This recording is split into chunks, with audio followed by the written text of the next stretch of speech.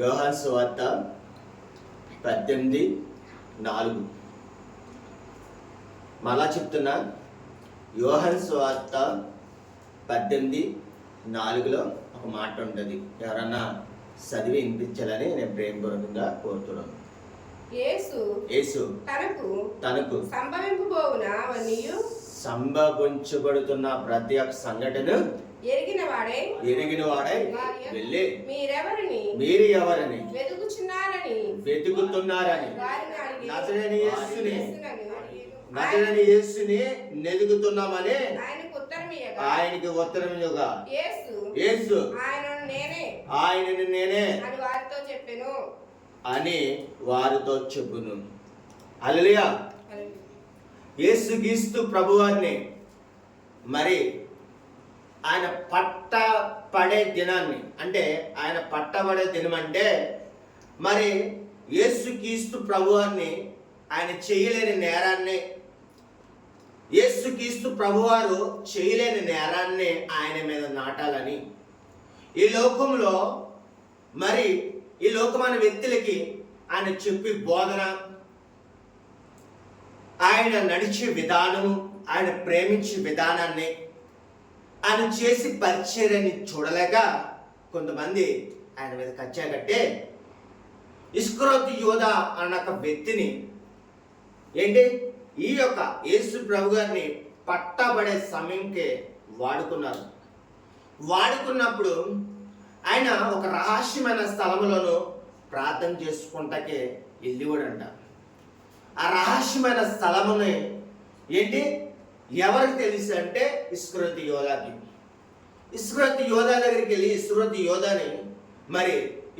యోధాని అడిగి ఉన్నారు. యేసుక్రీస్తు ఎక్కడ దొరుకుతాడంటే పలానా చోటనే పలానా తోటలోను దొరుకుతాడు అని అన్నప్పుడు ఆ సంఘటన ఆ వివరాన్ని తీసుకుని మరి ఆ ప్రదేశానికి వెళ్ళినప్పుడు, ఆ ప్రదేశంలో నెతుక్కుంటున్నప్పుడు ఆ యొక్క సైన్యము నెతుక్కున్నప్పుడు యేసు ప్రభు వాళ్ళ దగ్గరికి వెళ్ళి మీరు ఎవరిని వెతుకుతున్నారు అని అడిగినప్పుడు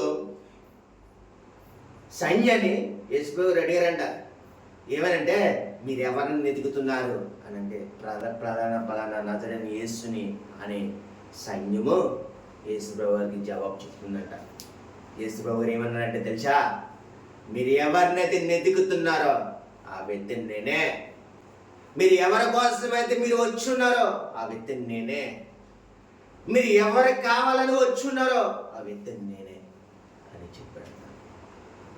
అంటే యేసు ప్రభు గారికి కలవరి సిలువలో ఆయన్ని ప్రాణం తీతారని తెలుసు, లేని తప్పుని ఆయన మీద వేతారని తెలుసు, లేని నిందని ఆయన పేట వేస్తారని తెలుసు.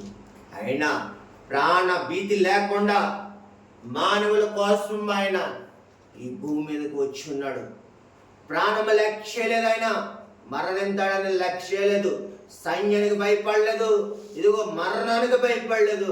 మరణమా ఎక్కడ అని తెలియపరచను.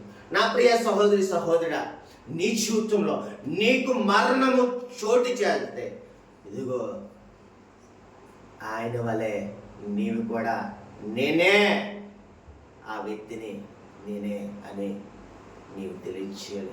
మన దేవుడు పిరికివాడు కాదు, మన దేవుడు సమస్యలను చూసి పారిపోయేవాడు కాదు, సమస్యలకి ఎదురెళ్ళేవాడు.